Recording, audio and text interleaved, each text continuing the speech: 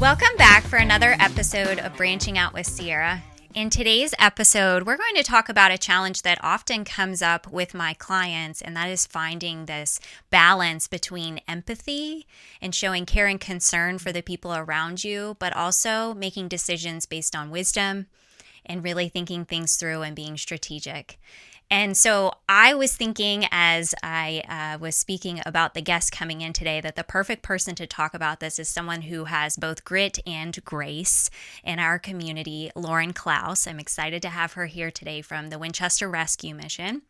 And she's going to have a lot of fun updates to share with you. But in this episode, I really want to unpack how we find that balance between grit and grace, hear a little bit more about what she's been up to at the Winchester Rescue Mission, and maybe look at leading a little differently than we have in the past. So welcome. Thank you for being here today. I'm excited to finally sit down and talk to you. Thank you so much for having me. I'm thrilled to be here. Well, I knew that you were having conversations on a bench, and I have to admit that I drove by numerous times, and every time my thought was, I would have nothing of value to say. I'm like, I should stop and say hi. And then I'm like, I don't want to end up on the bench and in the spotlight and have nothing of value to say. But I do want you to share a little bit about that experience here in a minute. So we're going to flag that and come back to it. Perfect. Okay. Can you tell folks, because we have listeners from all over the world, a little bit about your background and what led you to the Winchester Rescue Mission? Yeah, certainly. I'd be honored to share that story. So I am originally from the Richmond, Virginia area, so Central Virginia. And growing up, I was always around people, and I've always felt really drawn to be working with people. I was heavily involved in athletics, and I always I knew that in my career, I wanted to do something around people and being, serving directly to people. And so at that point, really, I can remember I was a high school senior, and I had never heard of Winchester, Virginia before. My dad had saw an article on Shenandoah University, and they had a dual kind of enrollment program for athletic training and physical therapy. So I was like, I think that might be a great fit. We came up to Winchester to tour. I had the opportunity to play field hockey at Shenandoah. So I got to meet with the then field hockey coach. I fell in love with the campus. I fell in love with Winchester. I remember walking on the downtown walking mall there on Loudon Street and looking at my parents and saying, I think this is where I'm supposed to be. And so, at the time, I thought that I wanted to do some kind of international medical missionary work. Okay. So I thought that it would look something like physical therapy or nursing or becoming a doctor, and working internationally with medical missionary work. Continued my undergraduate career at Shenandoah. I declared a second major in Spanish. I love the Spanish language, the Spanish culture, and I ended up dropping my seat in the physical therapy program. I was really kind of at a crossroads with where I wanted really to go, and so I thought maybe not physical therapy. Maybe I want to do something a little more clinical. So I thought that I would really go into to nursing school. Ended up graduating from the university. I studied exercise science in Spanish, loved it, loved the connections that I made, loved the culture of the university, the family kind of that I had built around there. And then I was planning on going back to nursing school. In fact, I had gotten a seat. So Shenandoah University has a accelerated second degree nursing program. So that's what I was going to enter into. In fact, at that point, this was 2018. I had applied. I had been accepted into the program. And at the time, I was volunteering with the Rescue Mission. My predecessor, Brandon Thomas, who was also my pastor, I can remember he took me out to lunch with his eldest son, Xander. We went to Chipotle, and he sat me down and he said, Lauren, I think, you know that we're getting ready to open our women's shelter. And I think you should be our women's shelter director. I thought it was crazy. And I mean, I'm almost positive, like I spit out part of my food because I was like, Brandon, you're out of your mind. I don't I'm going back to nursing school. And, I'm getting ready to pay my application, or my acceptance fee. And he was like, okay, Lauren. And, you know, I gave him all of these reasons why I couldn't do it, why I didn't want to do it. But I loved volunteering there. I helped with a couple fundraisers. I was volunteering in our kitchen. I gave him all these reasons why I didn't think that I could do it. And I was telling myself all of these reasons why I couldn't do it. And I can remember just wrapping up the lunch with him and his son. And he leaned over to me and he said, Lauren, you know, pray about it. Think about it. And he said, just sit in knowing that frequently God doesn't call those who are qualified, but God will qualify those whom are called. So powerful. I was like, yeah, right? Still, I was like, he's out of his mind. I can't do this. I'm going to nursing school. And just, I mean, within 2 weeks, I had gone over to one of my, she was a good friend, and looking back, she really was a mentor of mine, and she had a couple of friends over at her house, just so hospitable, and she didn't know about the conversation that I had with my predecessor and exactly what he had said, and I was just telling her, you know, I wanted to go. I thought I wanted to go to nursing school. I think that this is what I was going to do, and I kind of told her a couple of reasons why I thought that I shouldn't do it, and she verbatim said, Lauren, okay, but think about this. God frequently doesn't call the qualified, but he will qualify those whom are called. Again, verbatim. And I was like, how many times does it take, Lauren? All right, Maeve. Okay. My friend Maeve. And so I think it was just a couple days later, I had told Brandon, I was like, okay, all right, I'm going to step into this. I don't feel qualified. I thought that I myself don't have a significant amount of experience with the individuals that we work with. I'm not sure how I'm going to connect with them. I'm not sure how I can serve them. I'm not sure how I can walk alongside them with some really, hard things. And I said, but all right, I'm in. And I was one of 3 employees at the time. I was our first female employee. And that was the start of it. So it all started at, Shenandoah University in an online website article. And then years later, I still get to work with the university in a different capacity. But I still get to see and appreciate and be involved with that culture.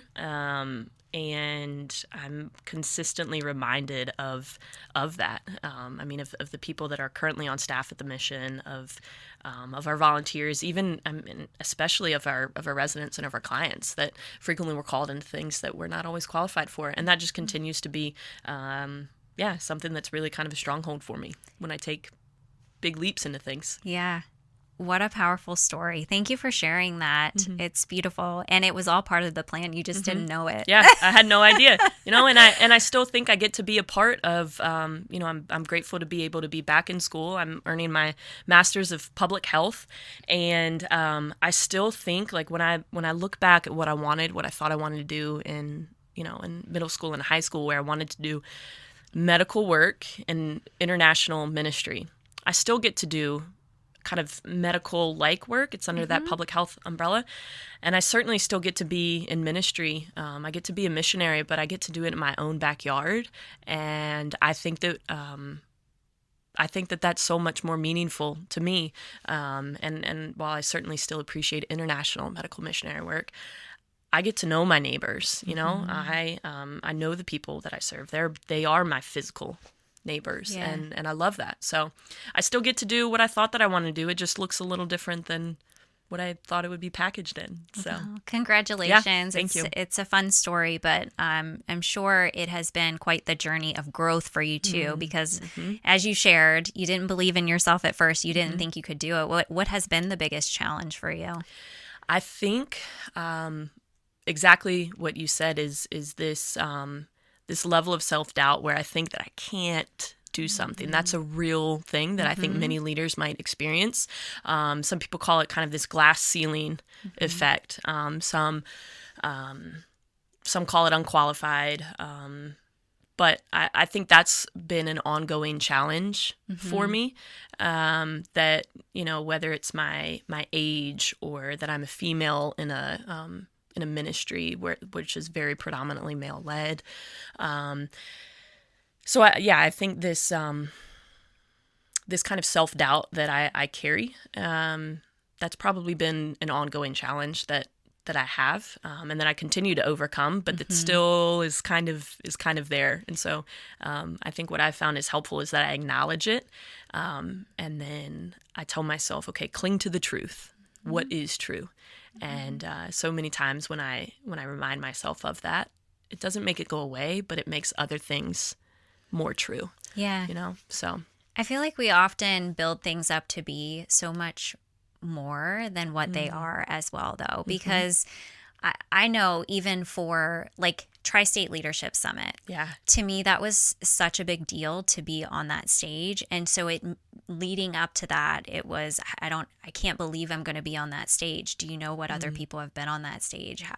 I don't belong there. Yeah. And there was so much stress around that. And then after that was over, I thought, well, that actually wasn't that bad. It was pretty easy, actually. And my mind immediately went to, well, what's the next biggest challenge? Now I'm fearful of that, But if I really think like perspective, I have overcome some really hard things, and it makes them each seem like I laugh at some of the things that are in my journal that I used to think are really challenging, like even doing this podcast, right? Yeah.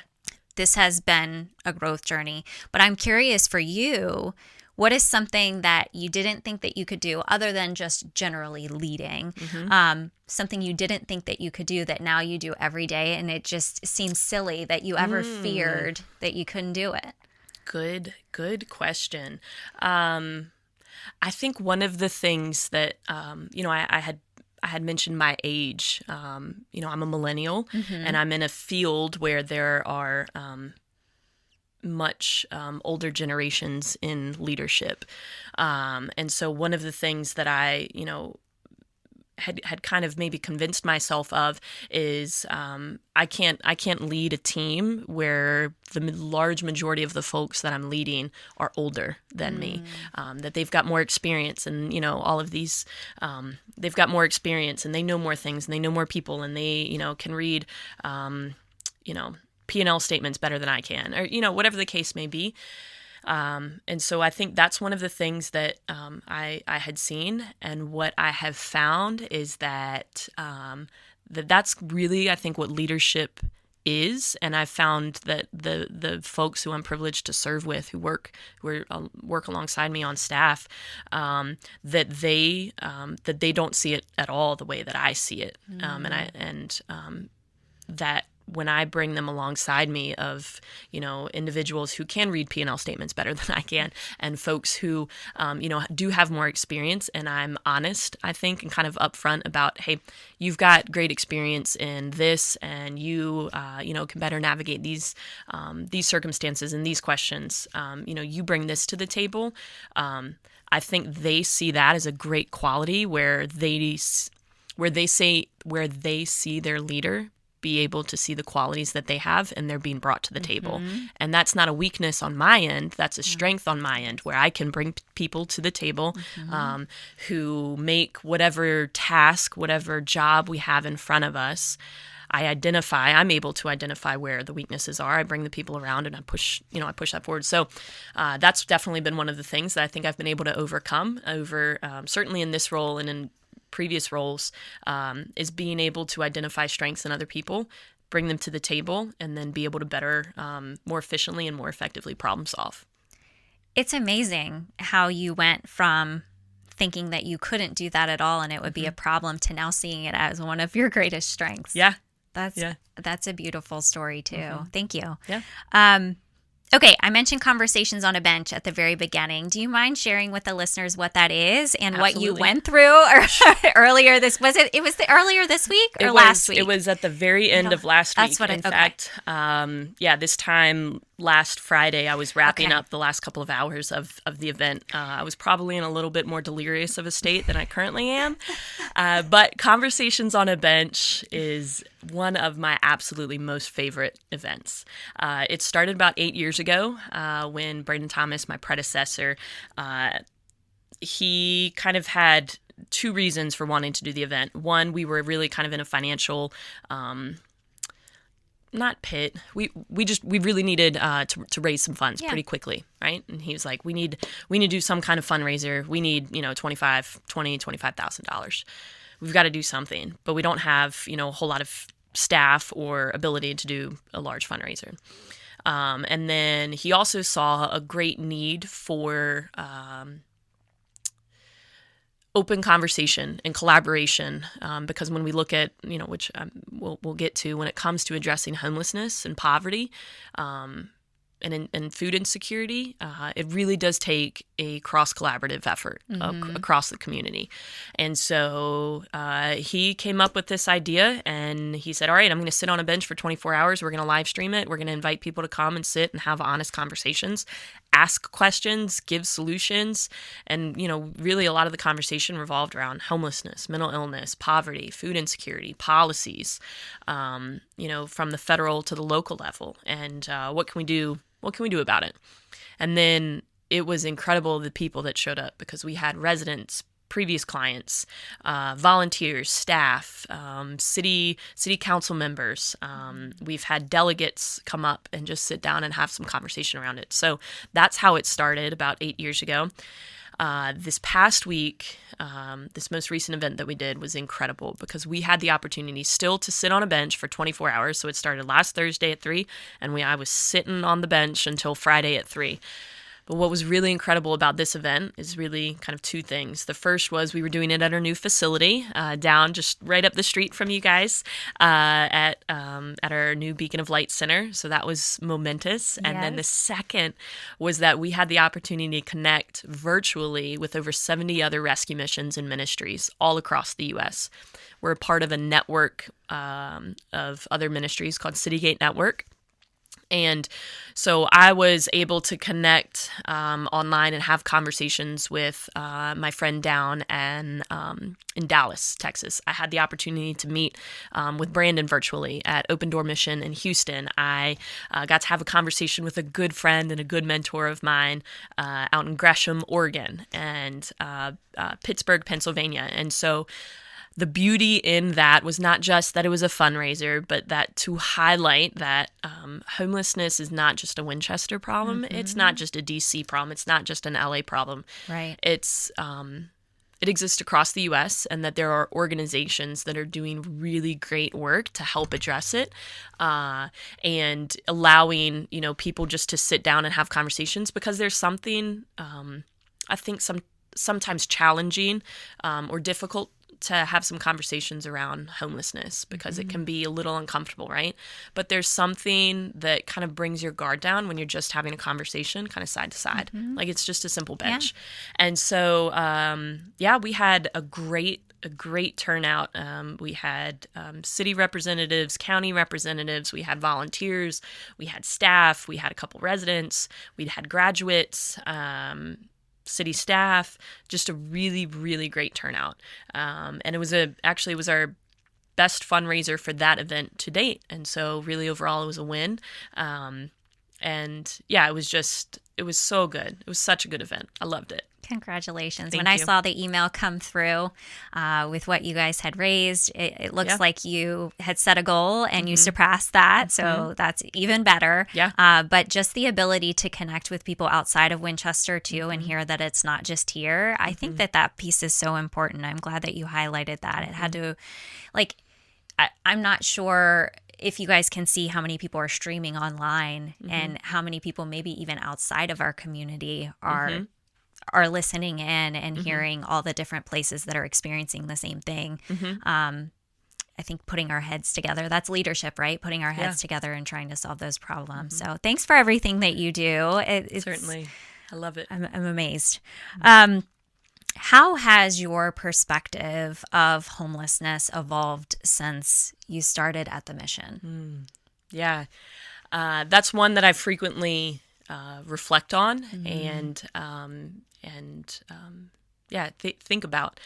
I would say when I started initially, I thought that I was coming into a space, and I had, while still feeling kind of unqualified, I still felt like I can come in and I can solve everything, and I can get people jobs, and I can get them connected to healthcare, and we can get them clothes, and I can work with volunteers, and we can feed them, and we're gonna we can solve it. And I think one of the things that I had to very quickly learn was that homelessness is not a problem to solve, but it's people to build relationships with. Because I think when you look at homelessness, it's not just, that they're unemployed, that they just lost their job, that they're, experiencing addiction, that they're lazy or anything like that. It's much more complex. And I very quickly found that the best way to help solve it is not to look at it like you're solving it, but look at like you're just trying to understand someone, right? And so I would say, the way that my views around homelessness have changed has been because I've just had the opportunity to sit down and really better understand folks. And that's something, while my roles have certainly changed over the last couple of years, that's certainly something that I want to continue to make sure and instill in our staff and in our volunteers that work in kind of a high impact way with our one-on-one with our residents, is that we're not here to solve anything, right? We're here to sit down, to hear out their stories, and to better understand what needs they have, and create an environment where they feel secure enough and empowered and encouraged enough to go seek out those opportunities. We can't solve anything. We can't solve homelessness. It's not a problem to solve. It's about, I think, just meeting people where they're at and equipping them with the resources that they need, and also holding a high level of standard to make sure that our residents and really everyone who walks through our doors can see the potential that they have. So what do you think are some of the perceptions of homelessness that people may have that we need to be talking about and putting out there, and kind of debunking some of the myths, especially in our area? Because if you go to what's happening on Winchester, there's plenty of comments about so-and-so on the corner asking for money, and everybody's, making comments about their story and what they know. But we need to know some of the truths around it. So what are some perceptions, and what can we debunk? Absolutely. These are definitely good questions. The first I would kind of misconception that I hear a lot is that they're lazy drug addicts and bums, and they just need to pull themselves up by their bootstraps, get their life together, and then they're no longer homeless. They just need to find a house to stay in. And what we found is that, and what we know across the board, is that homelessness is not simply a matter of a lack of housing. It's a lack of resources. It's a lack of healthcare access. It's a lack of education. It's a lack of job readiness and job skills, and how do you handle healthy relationships. And it's not just go get a job and go get a house. And so I would say, when you look at someone who might be experiencing homelessness, don't look at them as if they're lazy. Look at them, and this is, really something that I feel very, passionately about, is that when you look at someone who's, experiencing homelessness, it's not they're lazy, it's not they're drug addicts, it's not anything. It's that, and again, this is kind of what I would say is the root cause of homelessness, is broken relationships. And so when you look at someone through that lens, I think your whole perspective on how do I help this person changes, right?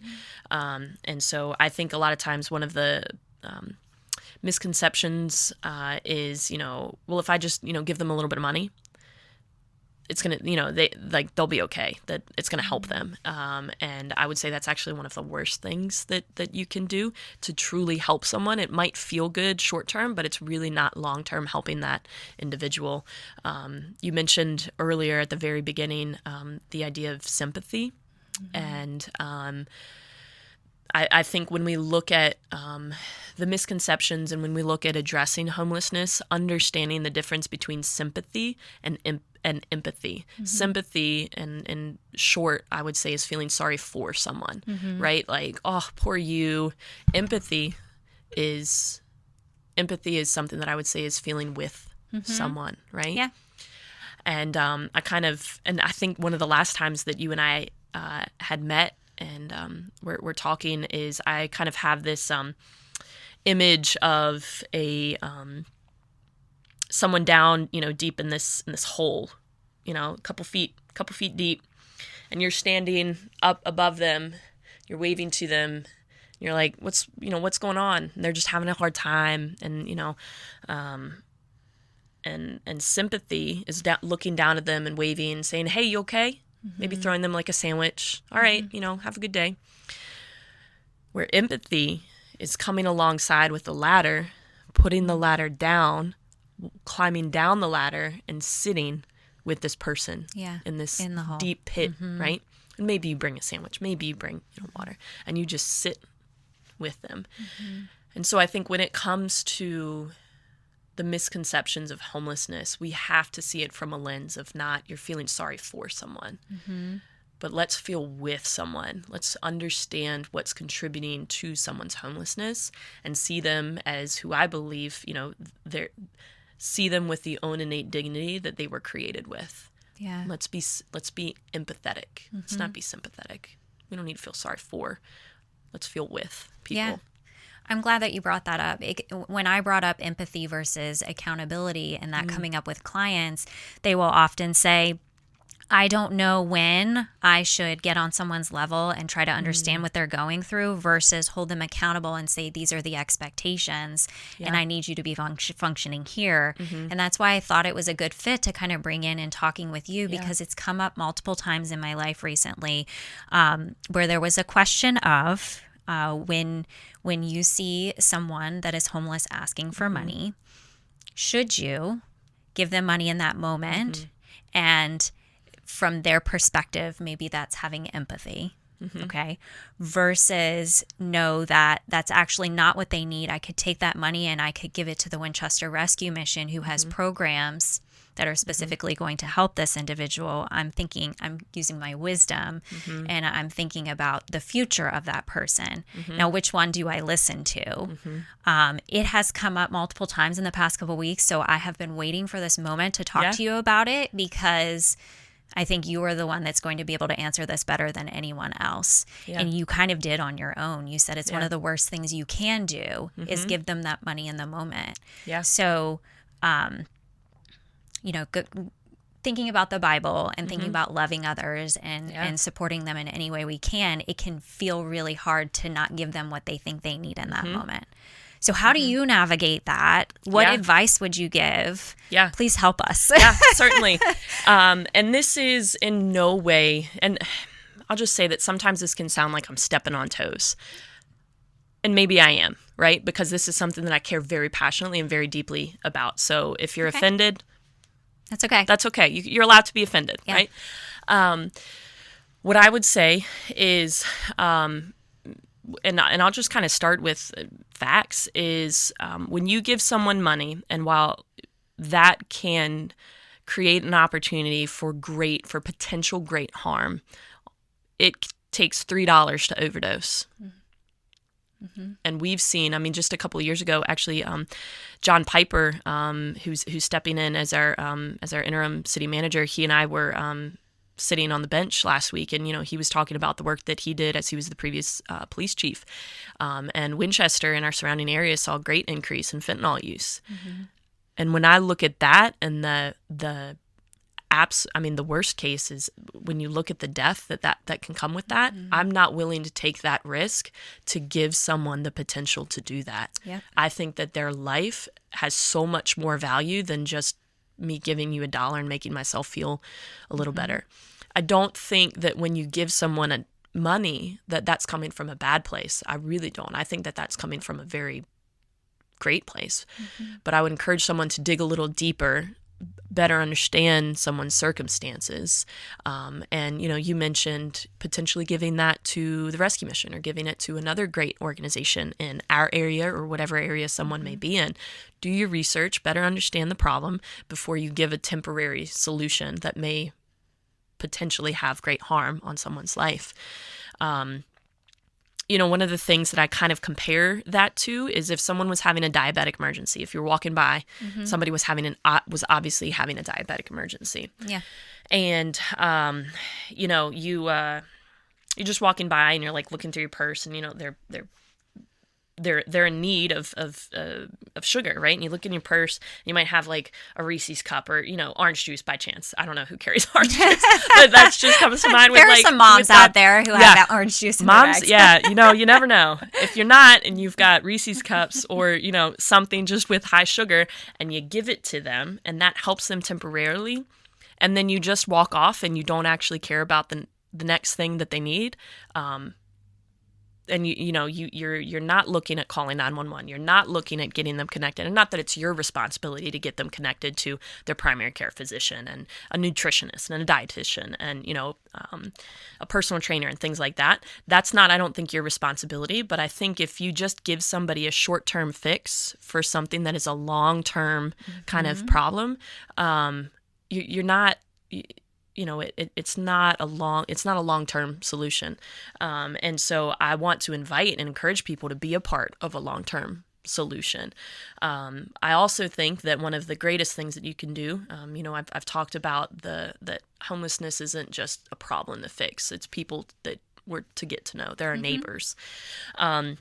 And I think one of the best things that you can do, if you feel so safe to do so, is that when you walk by someone, if you notice, actually, no matter where you are, a lot of times if you see someone who's experiencing homelessness, they're hanging their head and they won't make eye contact with you.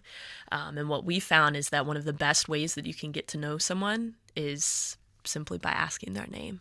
Because when you look at the identity that comes with someone's name, right? Yeah. And that's one of the first things that we do when we meet someone is, hey, it's good to meet you. I'm Lauren. And you shake their hand. And there's this level of, I think, identity that is held in your name.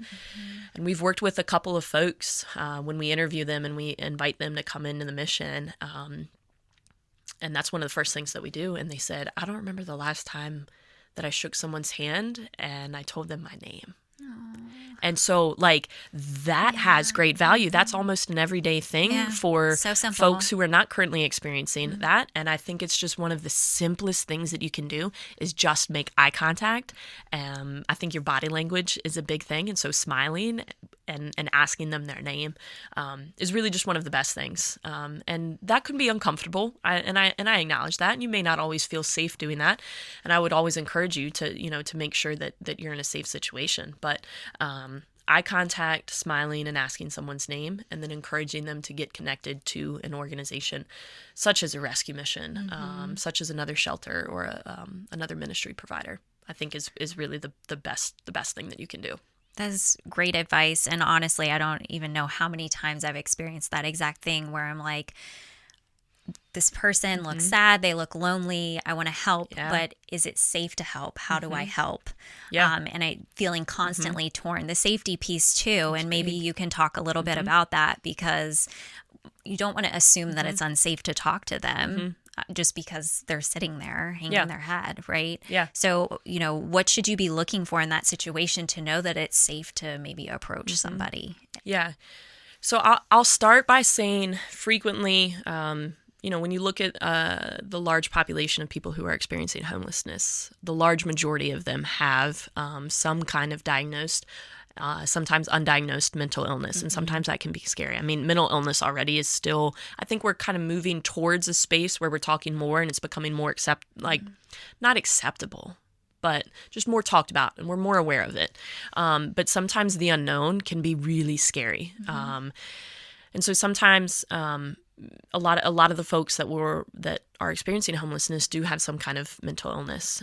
And so I think just understanding that, and I mean, there's been study after study and data that shows that individuals who are experiencing severe mental illness or homelessness are more likely to have a crime committed against them than they are to commit a crime to someone else. I mean, it's drastic. I mean, they're more likely to have something stolen from them. They're more likely to be assaulted. They're more likely to be taken advantage of or robbed. It's taking into consideration that they're really, the majority of the time, they're just trying to survive. saying that also, there are times where it may be unsafe to approach someone. For example, on our walking mall, sometimes there have been situations where someone who has a severe mental illness, they are delusional, right? And so their reality of what they see and they hear and they're experiencing is very different. And sometimes the delusions that they're experiencing, the things they're seeing or hearing, or what they're being told, are put them in a space where they feel very unsafe. So they may be more likely to defend themselves or to act in a way that is abnormal and perceived as unsafe. And so I would say that listen to your instinct. But I would say also, I think listen and challenge your instinct and better understand, is this really an unsafe situation, or is this just something that I'm uncomfortable with? And I think that there can be a lot of value in that. It's not something that I would say is so black and white. And I would say if you really do feel so uncomfortable or so unsafe where you don't feel comfortable supporting someone or talking to someone in that way, in whatever circumstance it is, I would challenge you then to become involved in some way to help support that someone in another way, such as supporting a similar ministry, another rescue mission, going and supporting a ministry that does help provide some kind of resources to that, because I think a lot of us can see homelessness as a problem, and I think if we just continue to see it as a problem, but we're not solution oriented, then we are, I think, are just as much of a problem than otherwise if we didn't. So I would say, be aware of your surroundings, be discernful, and practice discernment in the choices that you make. Listen to your intuition, but challenge it, and just if you feel uncomfortable versus you truly feeling unsafe, and then get involved. Because I think all of us see homelessness. It's a reality in our communities, really, I think, wherever we are. And so choose a way to be involved and be supportive in whatever way that you're capable of. So many great tips. And I feel like I'm personally benefiting from this conversation, because these are all questions that I've had all along and always question what is the best way to support. So thank you for sharing that valuable insight. So thinking about something I've heard you talk about before is hospitality and leadership. Yeah. And I just want to hear a little bit more about why you value hospitality and leadership. What does that really look like to you? And then how do you put that into practice in the mission? Yeah. I love that. I think a lot of times when people hear the word hospitality, they think like hotel service, right? Yeah. Or maybe like the food service industry. But hospitality, I think at its core is not, it's not the way a room, it's not just the way a room is set up. It's not just, the food that is served to you. It's not just, the materials that are around you. Hospitality is the way that you make someone feel in whatever you're producing, in whatever business or otherwise you're in. Hospitality isn't a product; it's a feeling that you allow people to experience. And so hospitality over the last really 2 years has been one of the things that I've kind of personally taken a good bit of exploration in and around. And Look at you lighting up as you're saying this. No, there's so many things that I just want to talk about, because it really, let's go. It really, man, it just, I'm lighting up, and I'm like, all right, internally, I'm like, all right, slow down, because you want to get the things that I want to share. So we've got time. Yeah, I don't know if you have anything after this, but bring it on. When you light up like this, just please. Yeah. So, and I think what's important to remember is that people, I just read a book. It's called Unreasonable Hospitality. Okay. Have you read it? No. Okay. You're obviously a fan of books, and it's great. And I mean, especially just in the work that you do, I think, and who I know you to be, I think that you would absolutely love it. I'll have to take a look. Thank you. And it talks about the book Unreasonable Hospitality. The author Will, forgive me, I don't know how to pronounce his last name. But it talks so much about, that people will forget what you did, right? But that people seldom forget how you made them feel. Yeah, and so true. that's I think really at the heart of hospitality is, when you walk into a restaurant, for example, and they might have the best food, right? They might have the fanciest plates and like the bougiest seats and, great silverware, whatever. But if you don't have a great experience, you're probably going to forget it.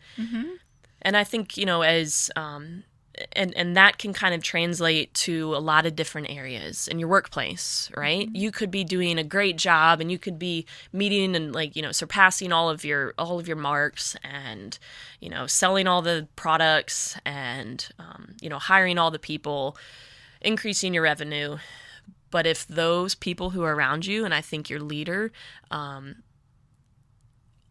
if you're not feeling like, wow, I feel seen and I feel heard and I feel like I'm contributing something and I feel like I'm getting something, like there's an experience to feel here, I think we're missing the mark. I really do. Yeah. And so, hospitality, I think in leadership is also just integral because it's not just, okay, leadership is different. And we've talked about this. Leadership is different than management. Management is saying, all right, we're going to climb this mountain. Here's how we're going to do it. Leadership, I think, is, all right, do we have the people around us that need to help us climb this mountain? And what are we seeing once we get to the mountain? And how is everybody feeling, right? How are we doing? What's the experience? What do we want the experience to be like? And I think that's where hospitality and leadership comes into play is, okay, we've got this mountain to climb. We know how we're going to do it, but what is the experience that I want my team to have while doing it? What is the experience that I want my clients to have while doing it? What is the experience that I want, the buyers, if you're selling a product, what is the experience that you want them to have? And integrating that, because really, I think that's the whole, kind of human it makes the human experience all the sweeter because there's so many really difficult things that we have to navigate. But if we can change the way that we make one person feel, right, then that's it, right? We've done it. One of the things that I also frequently say is do for one that which you wish you could do for many. And if I can change the way that one person feels in their experience, then that's a job well done, right? And so, practically speaking, when we look at, at the rescue mission, for example, we practice hospitality in a what we call ordinary but radical way, right? And so when someone walks through our doors and they're in need of shelter, if they're coming to us because they have nowhere to go, things like that, we'll always greet them, ask them what their name is. We try to shake their hand, if they feel comfortable with it. And we a lot of times we unfortunately are riding at capacity, so we don't have a bed available for them. But we want to guarantee the way that we greet someone every time. And so it's a hello, it's a handshake, it's a smile, it's a welcome, and then it's I'm really sorry. Unfortunately, we're at capacity, but these are the other services that we offer. And can I get you a water, or would you like to stay for a cup of coffee? Wow. And, you can, if we have the ability, certainly, it's getting colder here. Certainly if we have the ability in the space, we'll invite someone just to stand or just to sit in our welcome desk area. So please sit here for the next couple of minutes, enjoy a cup of coffee. Is there anything else I can get for you? And usually it's a cup of coffee. And the, I think just the feeling of, all right, I'm safe for now. And a lot of times, when we do an interview with someone, if we do have availability, the way that we do that interview is set up in such an intentional way to make them feel more comfortable and just to give them a different experience other than, all right, we're warehousing people here and just come on in and we'll put you on a bunk, right? Like we want you to feel seen and feel heard and comfortable enough to share your story, because if we want to see you experience life transformation, we can't experience life transformation if we don't have the ability to hear someone's story. Yeah. And so that's kind of practically how we see that play out in the rescue mission. But I think hospitality is much more than just things that are around us. I think it's the feeling, creating an intentional feeling and leading with intention, taking into consideration the way that people feel and the way that people have their experiences.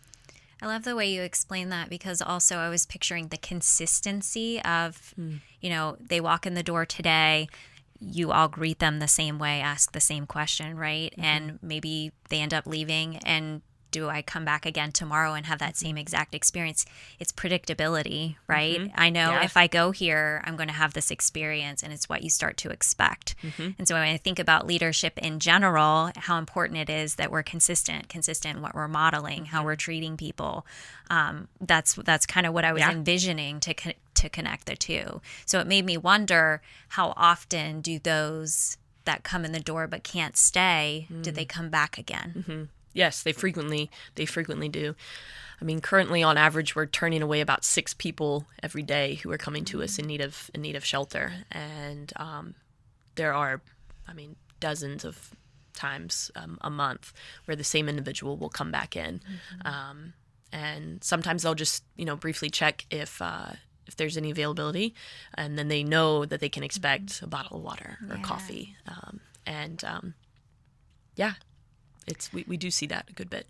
I think people also wonder about the ways in which they are supported once they are staying there, and what your expectations are for them to be able to continue to stay there. Can you share a little bit about that? I feel like I have had some insider info into that before, and it was very interesting to me, because it goes back to the accountability piece. It's, we see you and we're here to support you and we care, but we also have these expectations. When you're here, this is what we need to see in you. Yeah, absolutely. So, kind of starting off with how Winchester Rescue Mission, how our programs kind of operate is we are a clean campus. So we have 0 drugs, 0 alcohol. We understand that we work with a number of individuals who do have a history of substance abuse and addiction. And so we work well with providers who can, with other community providers who can more, I think, hands-on and clinically provide those resources that someone might need. So we're 0 drugs, 0 alcohol facility, and we are set up in a way to, I mentioned earlier, just not too long ago, that we're not in the warehousing of people business, that we're in the life transformation and we're in the human betterment business. And part of life transformation is, again, starting with, hey, what's your story? Tell me about you. What have you experienced? And there are questions that we have to get. So what's your date of birth? What is your what's your highest level of education? What was your last previous address? Like those kind of cut and dry questions. But what we try to figure out is, what are your perceived barriers for why you're in the current situation that you're in? Right? Yeah, because what someone perceives might be very different than what we perceive. And so if we can address what they perceive, and then either address that or help kind of shift that and bring some more truth into some things, that's really where we can find some life transformation. And so our programs are set up in such a way that it allows our residents, our clients who walk through our doors, to sit down one-on-one with one of our case managers on staff. We have 3 currently. And sit down one-on-one with our case managers and kind of just share as much as they feel comfortable sharing. Then they meet after that. They meet usually once a week, sometimes twice a week, depending on what the circumstance might be and what the need might be, to better understand, what are those barriers? What is your dream? One of the things that we say at the mission is, we're a place to dream again. Right? Yeah. And so we want to intentionally create a space that allows people to dream again. And there's structure to that, right? One of the mission's kind of values or expectations that's kind of baked into our programs is that we are adults treated like adults. So I have certain responsibilities as an adult. I have to pay my mortgage. I have to keep my grass cut before I have to, maintain my house, or else my HOA might fine me or kick me out. I have to pay Frederick County taxes, or else I can't renew my license and I can't renew my tags. There's certain expectations that all of us have as adults. And so we're going to kind of create an environment where there are still those expectations. In my house, I have to do my dishes. I have to clean my floors. I have to wipe my counters, right? I want to leave my space better than I found it. We practice the same thing there. So we're not just warehousing people, right? We want to equip individuals with the resources and the opportunities that they need to move forward. And part of that is helping them adjust to that there's certain responsibilities, and if you participate in them, then the overall ecosystem, the overall building is better. So when you choose not to participate, when you choose not to, meet those expectations, not only do you suffer, but the entire ecosystem also suffers. And so we have things like chores, for example, right? And so we've got teams. So we intentionally set up things like teams because it's not just me doing the dishes. Yeah. It's a team. So we have to work as a team to help do the dishes. We work as a team to help clean the facilities, help clean the bathrooms, help sweep the hallways. And so there's not only like this level of responsibility of I'm going to learn how to do these things and I need to do these things, but also I'm going to work as a team to try to figure out how can we do this better. And then we also have specifically created classes that have almost like a curriculum for things like job readiness and resume building and healthy relationships. I mentioned earlier that, addressing homelessness and the factors that contribute it really takes a big community effort.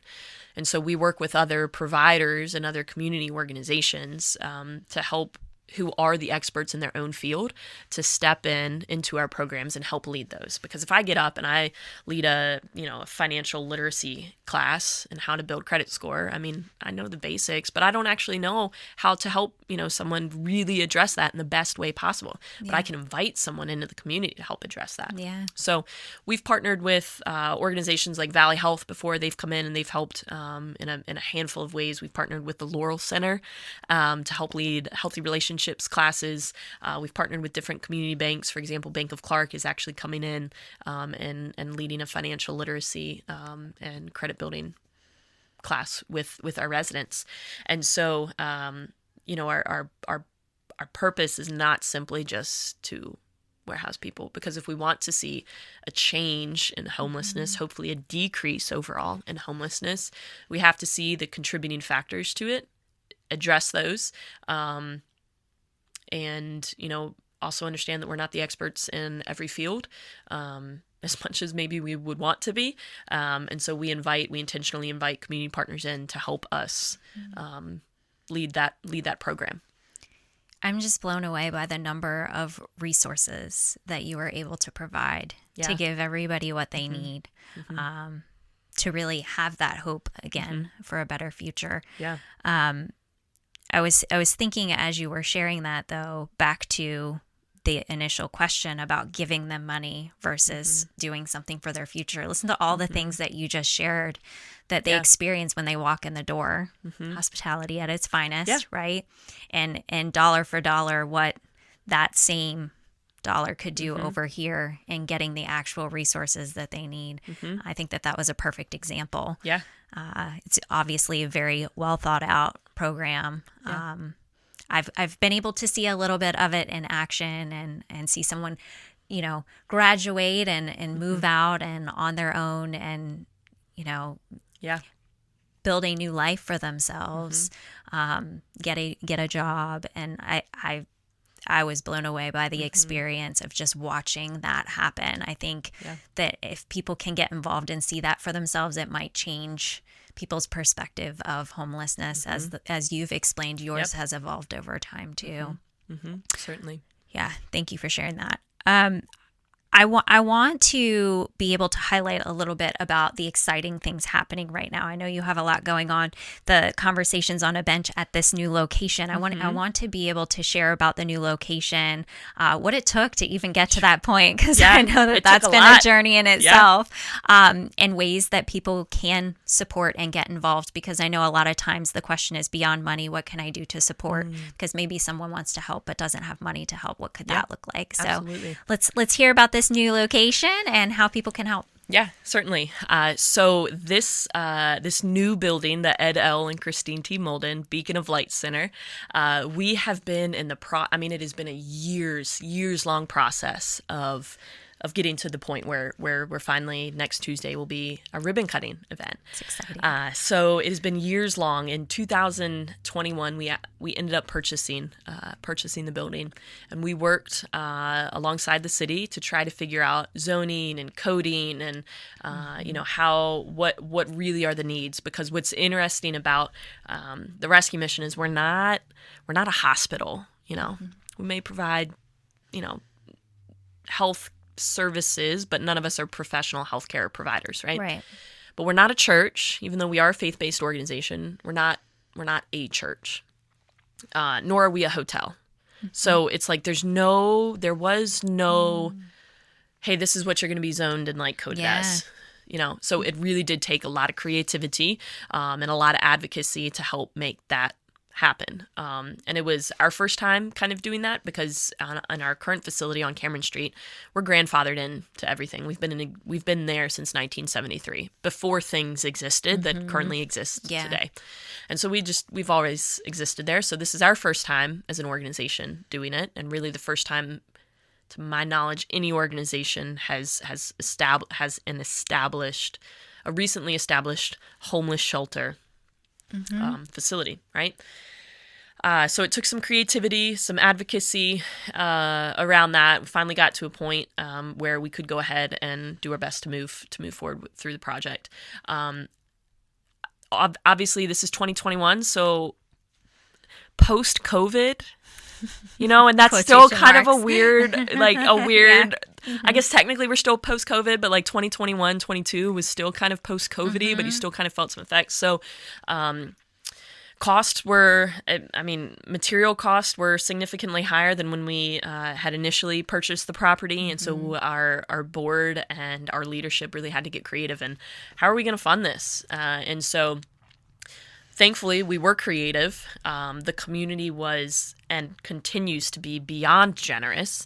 And we signed a contract with Key Construction, who, first of all, and I don't know if you've, if you know the McKee family, but they are, talk about generosity. They are just one of the most generous families, I think, in this community. So nonetheless, Key Construction, we signed a contract with them in, I believe it was July of 2024. It was July or August of last year.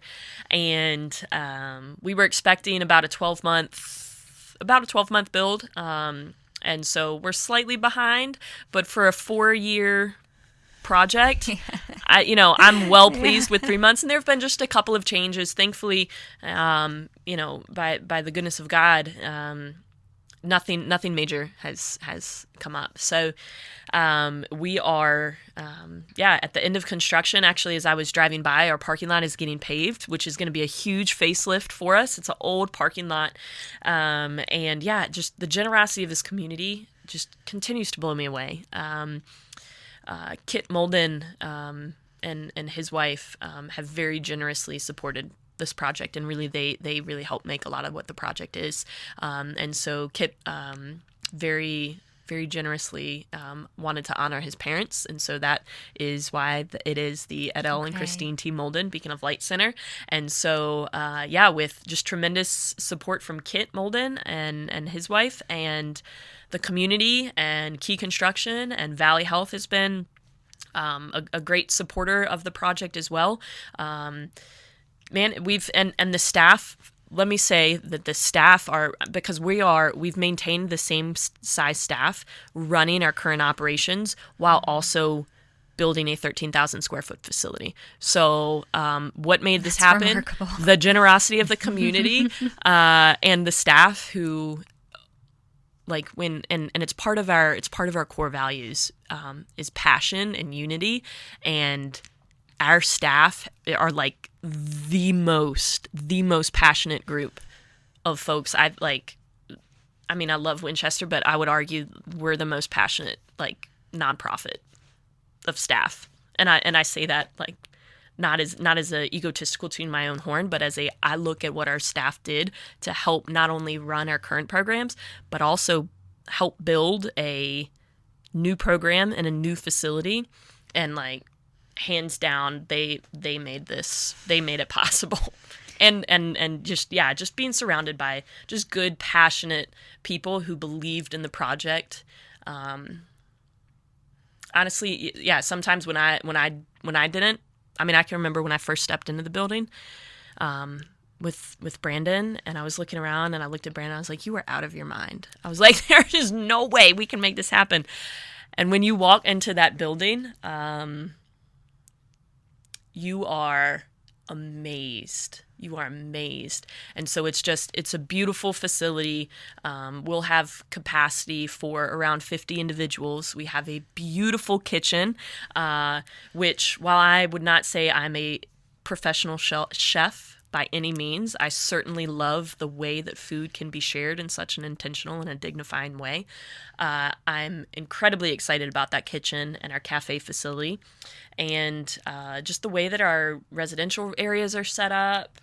There was great thought and great intention in creating that building, and we're finally at a point where we'll be ribbon cutting, and then before the end of October, we'll be moving our folks in. So I cannot wait to see it. Yeah. I'm definitely planning on coming to the ribbon cutting. So I can't wait. But in comparison, for people who don't know much about Winchester Rescue Mission, can you share how many folks could stay at the old location in comparison to here, just for a little perspective of the big shift? Yeah. So currently at Cameron Street, we have capacity for up to 45 individuals, and that looks like up to 35 men and up to 10 women. And our facility on Cameron Street is, if I'm correct, it's about between 8,000 and 9,000 square feet overall. And it was, we've had the building since 1973 when Winchester Rescue Mission purchased the front. We made an addition onto the back side of the building in the mid-'80s. But when you look at the building when it was originally built, I think it was like 1920 something or 1930, it wasn't actually designed and built to be what it is. But as and I think a lot of this goes back to our faith as an organization, as we want to be good stewards with everything that we're provided with everything that we're giving. And we have maxed out that building. We've done the absolute most that we could do. We not only serve up to 45 residential, we have up to 45 beds. And we also serve community meals every day of the week, every week of the year. We offer a food distribution of what we call Cameron Market, where we serve usually around 20 families every day. Free groceries. They can come in and they can shop with us. So that happens in our cafe space. So that is where we do market. That's where we do community lunch, community dinner. We do house huddles every morning there in that cafe space. We lead a once weekly worship on Fridays in that cafe space. That's where we do our classrooms. That's where we host some staff meetings. And so just in this one small space that's maybe 3 or 4 times the size of this room, we've done, I would say, a tremendous job of taking advantage of every opportunity that we have at that property. And what's really special about Valley Avenue is it's not just a bigger facility, right? It's a better facility. It was very intentionally created for what its purpose is, which is never, it's never been done in Winchester. It's been done other places. And so that's, one of the beauties of being a part of the organization that we are with Citygate Network is we were able to go to Lancaster, Pennsylvania, and go see the rescue mission up there and pull ideas from them. We're able to go to Helping Up Mission in Baltimore and go get a tour and integrate some of those things. So We have definitely made the most use of Cameron Street, and we hope to continue to in the best ways that we can. But so our current, at least residential capacity is about 45. And when we go over to Valley Avenue, that'll look to be closer to around 50. So while you might not see a significant increase in the number of people we're serving, you are seeing a significant increase in the quality of services that we are able to provide. Well, that goes back to hospitality too, and the experience. Mm-hmm. I mean, everything from the way that our lights dim in Valley Avenue to we have dedicated office space for staff because we're currently anywhere from doubled up to quadrupled up in our office space. And now our case managers have a dedicated office space for them. We have a dedicated space for our welcome desk area, both for staff and visitors and for clients. We have a dedicated classroom space that actually has a dividing wall. So if we need to hold 2 classrooms or 2 classes at a time, we're able to do that.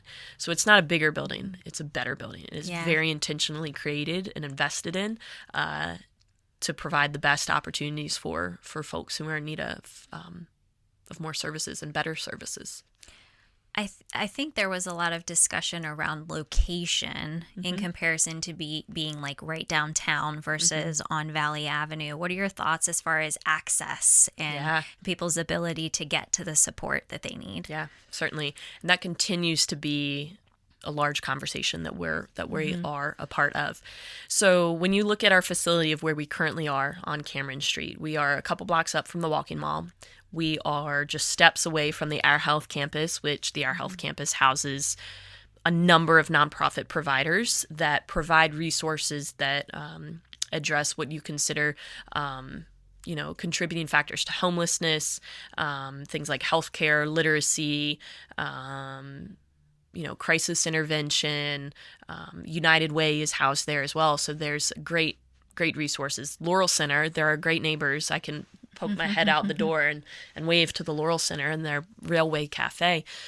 So there are certainly, I think, more resources directly there in that area. I think the Our Health model is great, where you have kind of a one-stop shop, if you would.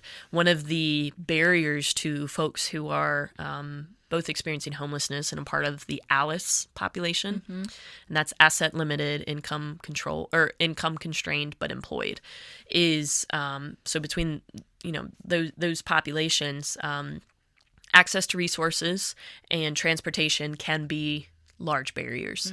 And so when we looked at the Valley Avenue property, we looked at, okay, how can folks who are in need of services come to us?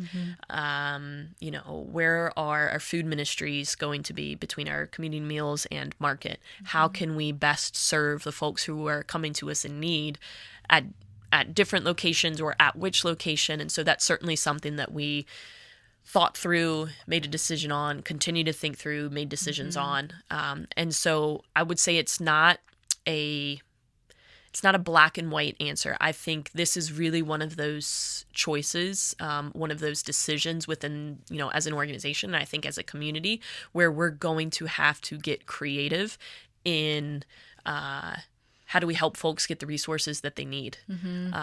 Because when we do look at Valley Avenue, there may be potential for folks needing transportation to us.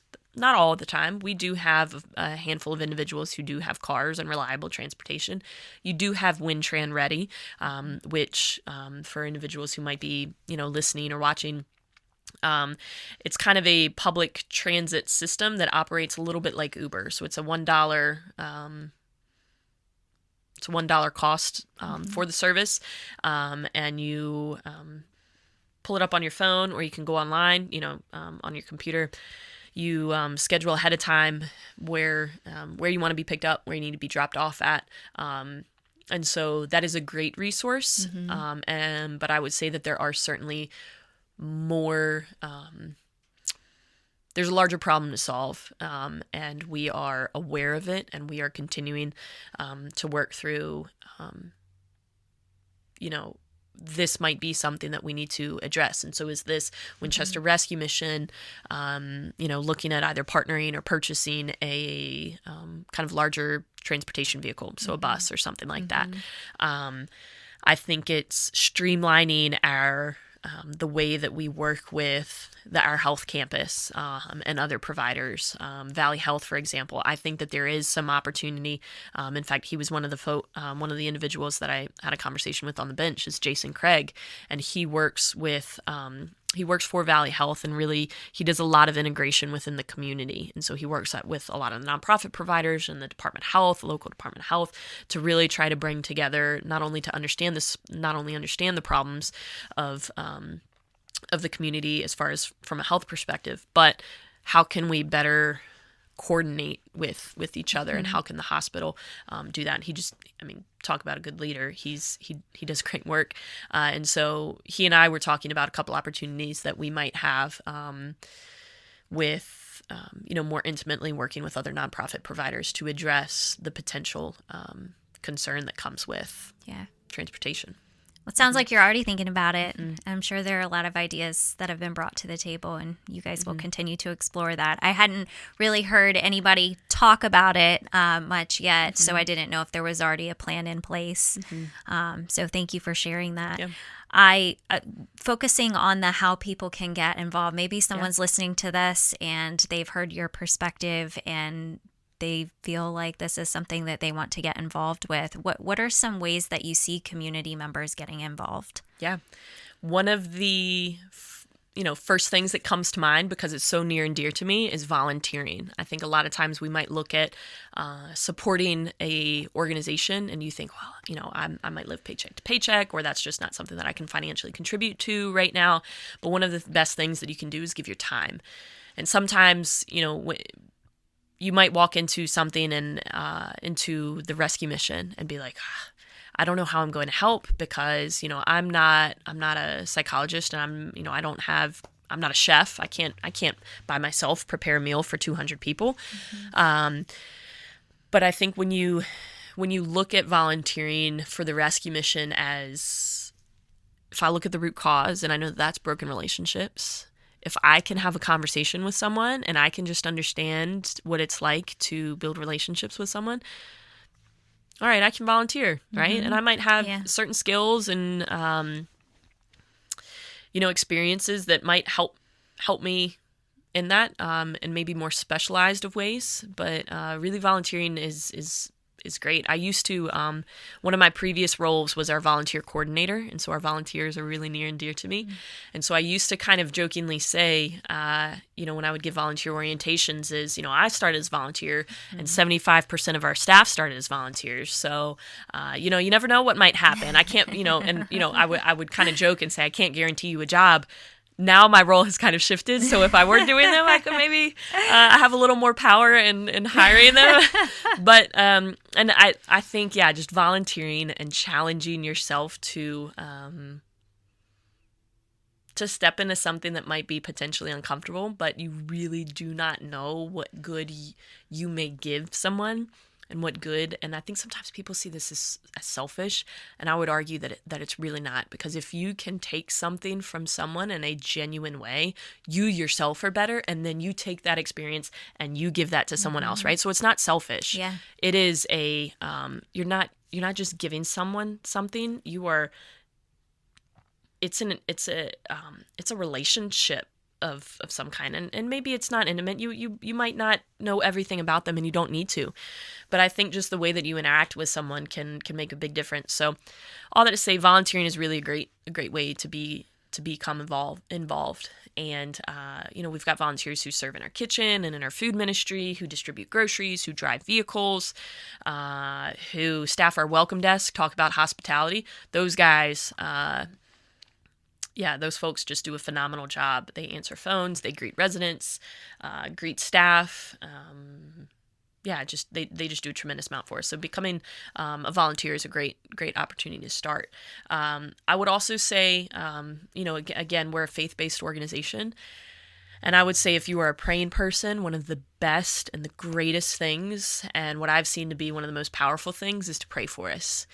Pray for the folks who walk through our doors who are in need of services. Pray for the folks who we may not be able to serve, for the individuals who are in our communities, who are our neighbors, who are wanting resources and seeking resources, and we might be at capacity. Pray for those folks. Pray for us. Pray for our staff, our leadership. Pray for our volunteers. And pray for our facilities. Just a couple weeks ago, we had a building blessing event where we invited our faith community and some of our key volunteers to really lay hands on the building and pray over the building. And so just praying for that, because I think one of the things that's so important about the rescue mission and about the work that we do is this sense of safety that comes from especially this new space. And praying for the building and praying for safety in that space, because I think the work that we do can be really challenging, and the work that our residents will be doing to participate in their own life transformation can be challenging as well. So praying for safety, and I think praying for peace over that space would be another great opportunity. And if you're not a praying person, send us your best wishes and all the good vibes. We'll certainly take that as well. So I think serving with us, volunteering with us, and praying with us is great. And advocating, learn something about homelessness, learn about the rescue mission, learn about what your community is doing to address it. I think educating yourself is one of the best things that you can do, especially if you find yourself driving or walking and asking yourself or thinking to yourself, man, there's, so many people on the sidewalks and, on the corners asking for money. Well, then ask yourself, what am I going to do about it? Let's be solution oriented. Let's educate ourselves around it and get involved. And if you're not ready to get actively involved by giving, praying, or volunteering, educate yourself on what you can do. And maybe it's not homelessness is something that you feel really passionately about. Maybe it's wildlife conservation. Maybe it's puppies, I think outside of the work that I do at the mission, just really something that's personal to me is I think using the things that you were so uniquely created, in the ways that you were so uniquely created, use those things, use those callings, use those talents, use those skills, those experiences to really better the environment around you. Yeah. Better the people, better better your ecosystem. I think figuring out what keeps you up at night, what drives you, what can't you stand, and become involved with something that speaks to that. Well, I'm glad that you brought that up. We always talk about when it comes to service, finding that thing you're passionate about and doing it. So I think through the podcast, and whether it's once a quarter, bringing on a nonprofit and getting to hear a different cause that you might support, that we're trying to expose people to some of the things that are being done in the area. And they certainly might have the same sort of organizations in their town, in their community. But the time to sit down and reflect on what drives you and the things that you just mentioned, what's keeping you up at night, what are you so passionate about, that reflection time is not just going to benefit you, but the people around you, because now you are working in alignment with your passion, your purpose. So I'm glad that you recommended that. Just when you're here, sometimes people can feel like, okay, well, of course she's going to push this cause because this is what she's passionate about. But no, you opened it up to this might not be your thing, but there are other ways that you can help make this place better every day. Yeah, so, absolutely.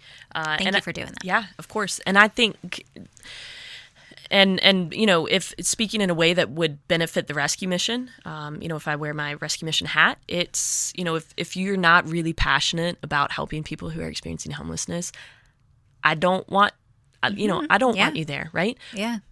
And as take off my rescue mission, staff hat, as a human, right? I think that we're created in a way to be in service of and with others.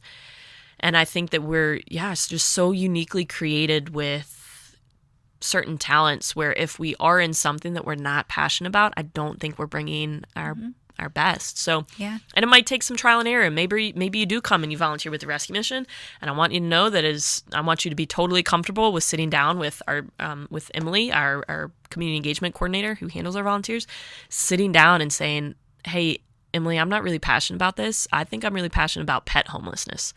Great. Mm-hmm. We've got Winchester SPCA here, and they do great work. Or, just be comfortable and, not being ashamed of trying to figure out what you're really passionate about. Yeah. But become involved in something, and then I think you will ultimately figure out what you're supposed to be involved with. And maybe that looks like your work. Maybe that looks like volunteering. But give yourself some grace to figure that out. And I think, just challenging yourself to really take the time to figure out what keeps you up at night. Well, I think you were just challenging people. We always do a branching out challenge toward the end of the episode. I usually save it to the very end, but what do you want to challenge our listeners to do based on what we've been talking about today? I would say figure out really what keeps you up at night. What is the mount that you want to live and die on, right? What can you not stand? What fires you up? What brings you great joy when you do accomplish or when you do experience something? Find that. And you were talking about, you keeping a journal and reflecting on some things. And I write a lot of that down. And then, so I would encourage you, find those things, write them down. Maybe it takes a couple weeks, maybe it takes a couple months, and then find that and find maybe it's your job in what you do for a career, and maybe it's your volunteer service and the way that you do something maybe outside of your career. And I would challenge you to become involved in something that's maybe outside your comfort zone, but lean into that. I like it. And a good test to see if they're on the right path is if they're not getting as excited as you were about hospitality. If they're not lighting up like that, then it's not the right thing. Yeah. Right? Yeah. I think it's a good test. Yeah. So if you're listening, pull up the video, go to YouTube, watch that section, and that's the filter. Yeah. Yeah. Because seriously, it's amazing to see people doing the thing that they're so passionate about. People make fun of me all the time because when I'm talking about growth or learning, development, goal setting, they're like, wow, you really like this, don't you? Yeah. I'm like, everybody does it? Yeah, right? Like, yeah. How could you not? Yeah. I love it. I think you have kind of this visceral reaction for, man, I love this, or like, I want to do this. Yeah. For me, that's like hospitality, and how can I serve others well? Yeah. All right, I want to go into this next segment. So for our listeners, if this is your first time listening to Branching Out, we do Leadership Unscripted, which is a listener-submitted question challenge, whatever they might be experiencing. And I, either by myself in a solo episode or with a guest, kind of unpack the topic, see if we have any ideas. Maybe we've experienced it before and can talk about what we did. Were we able to overcome that challenge, and so on. So today's, and it's always anonymous, so we're going to choose a name. I always look down. Who's someone? Brene. This is Brene. Yeah. I just got promoted to lead my former peers, and I can tell some of them aren't taking me seriously.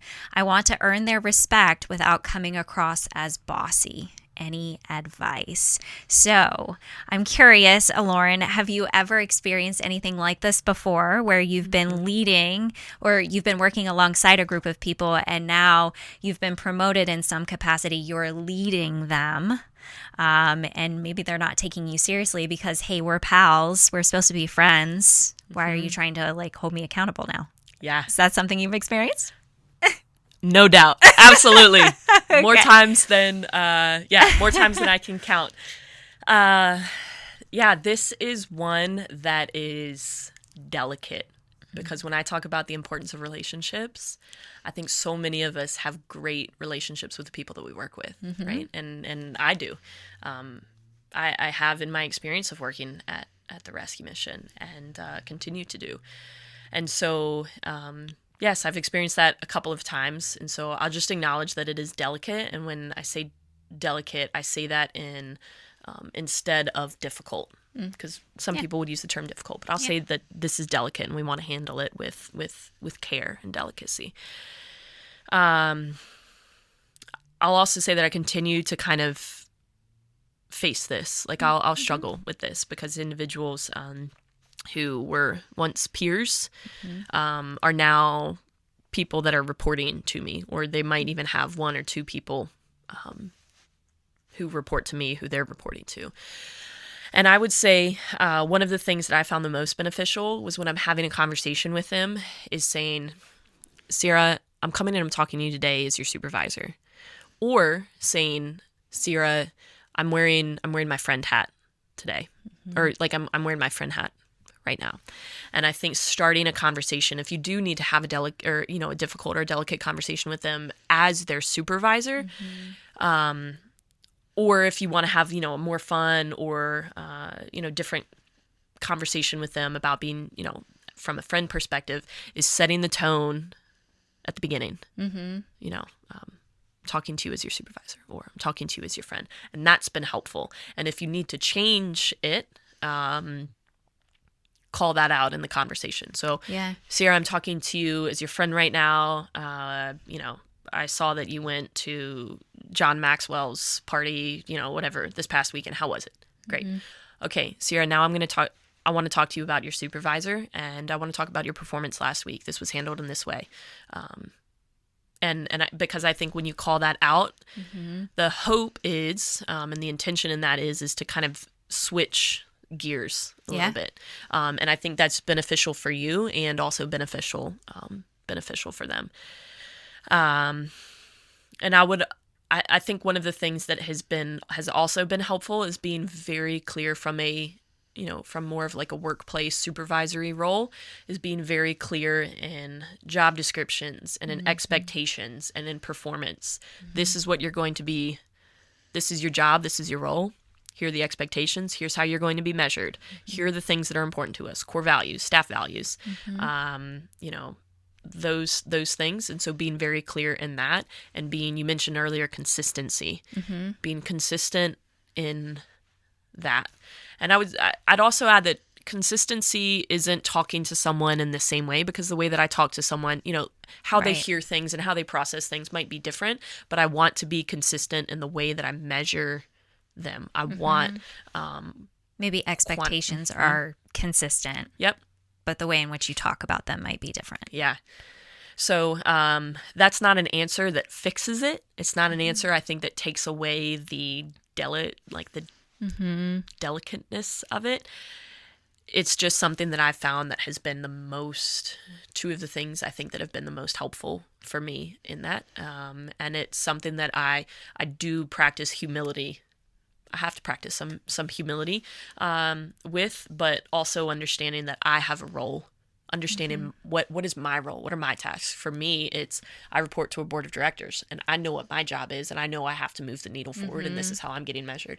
It's for the good of the organization, therefore for the good of the people that we serve. So if I'm not having those conversations, that's actually not kind to that individual, nor am I doing my job, nor is it kind to the individuals who we're serving. So if I hold you to a different standard because we're friends, it's not actually good for you. Yeah. So I would say those are probably my 3 tips that don't take it away, but help you navigate it. Yeah, those are great tips. Awesome advice. And I love that you're speaking based on experience.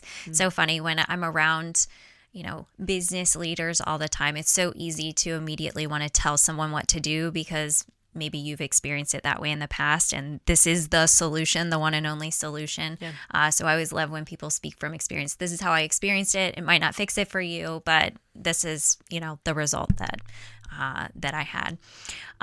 I immediately thought acknowledging how difficult the transition is, just openly sitting down and having a conversation and acknowledging, this is difficult for both of us.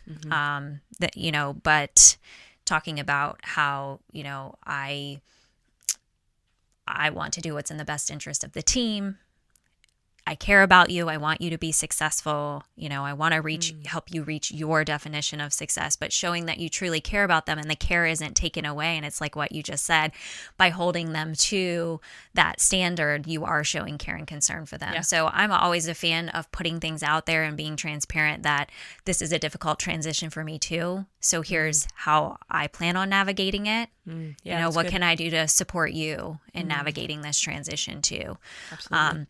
That was the first thing that came to mind. And then I will actually echo what you said about, job descriptions. The more detailed you can be in writing of expectations and what people's success is being measured on, I think it makes it so much easier to have those conversations later when someone's not meeting expectations, because it's not a matter of my feelings towards you. It is, this is what we agreed upon on this paper. Yeah. And it's not what I'm seeing. So what can we do? Yeah. So I think it makes it a different conversation, but absolutely. Yeah. Well, hopefully that helps, Brene. But as always, if a listener has something to submit, you guys can send us an email at info@branchingoutpodcast.com. We'd be happy to help you.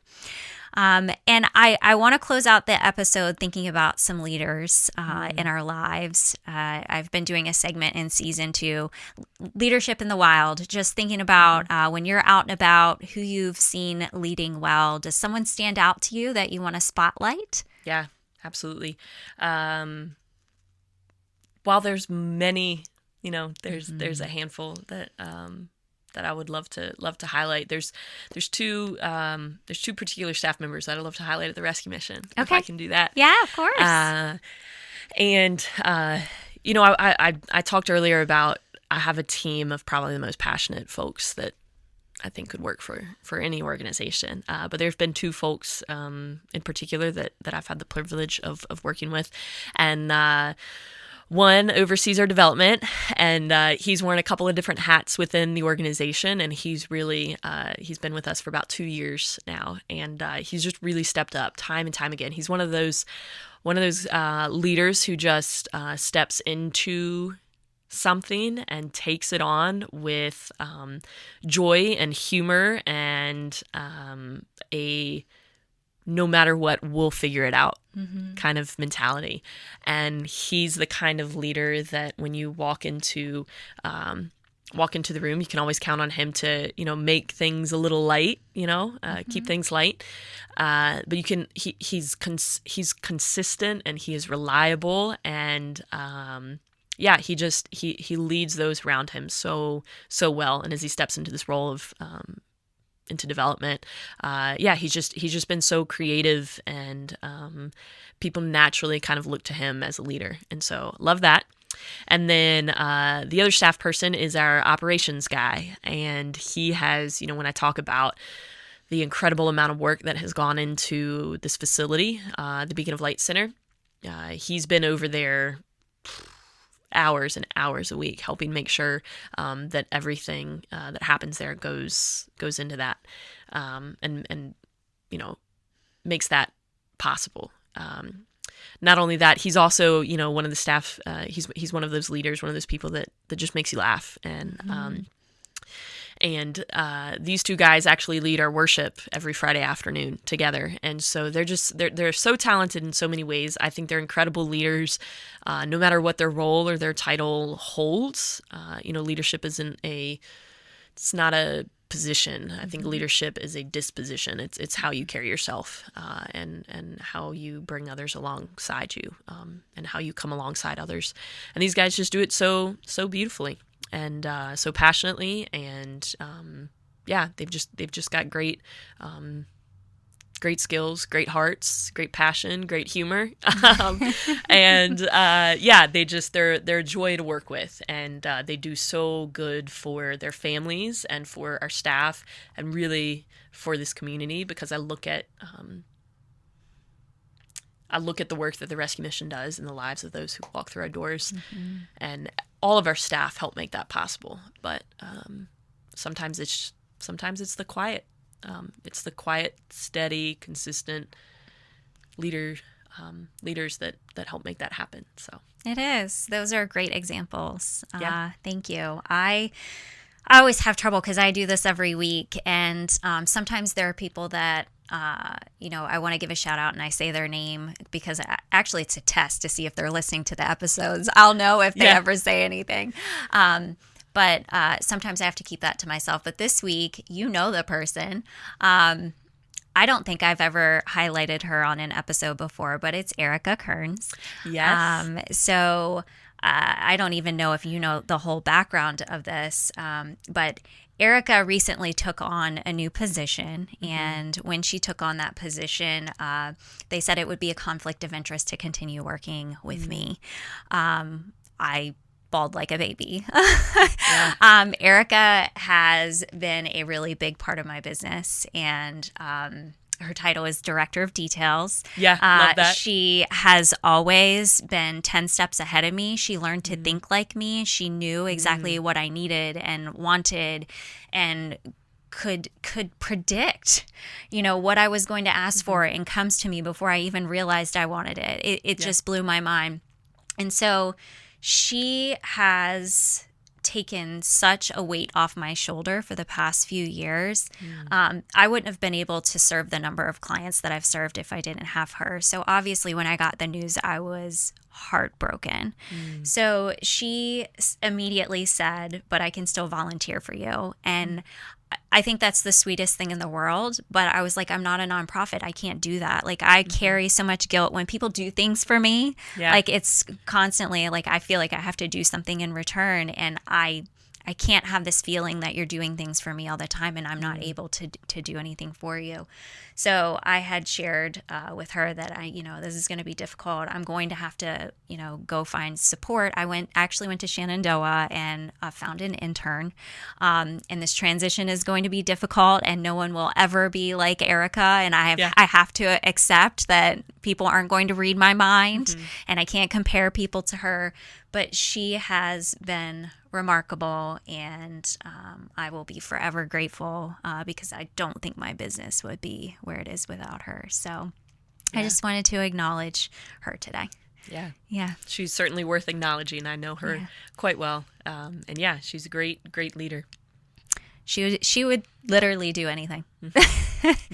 And even the causes that I support, she joined the Child Safe Center board. I'm on the board and have been for a few years there. And I'm like, I need help. We need more members. I feel like I'm wearing too many hats here. She joined and she's been helping there. Like anything that I do, she will get involved with and help. So I just wanted to give her a shout out. And I know she'll hear it. She better continue listening to episodes. I'm sure she does. Yeah, I'm sure she will. All right. Well, thank you so much, Lauren, for being here today. Thank you for everything you do in our community and beyond. You're having a major impact. And I know we talked before about even if what we do impacts one person, that's what it's all about. Absolutely. But I can't even imagine the number of people you've impacted in every conversation, and just saying hello and shaking someone's hand and saying their name. So keep doing what you're doing. I appreciate you. Is there anything else you want to share with the listeners before we go today? Yeah, I certainly appreciate the opportunity.